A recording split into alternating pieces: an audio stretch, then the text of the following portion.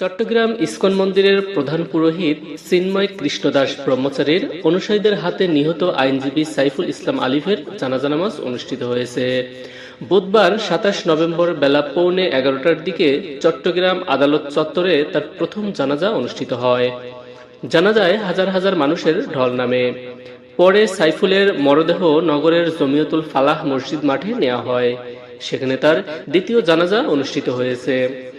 জানাজা নামাজ পড়ান জামায়াতে ইসলামীর চট্টগ্রাম মহানগরীর আমির শাহজাহান চৌধুরী। এর আগের বক্তব্যে তিনি ইসকনকে নিষিদ্ধ করার দাবি জানান। এছাড়া নিহত আইনজীবী ও তার পরিবারের জন্য দোয়া চান তিনি।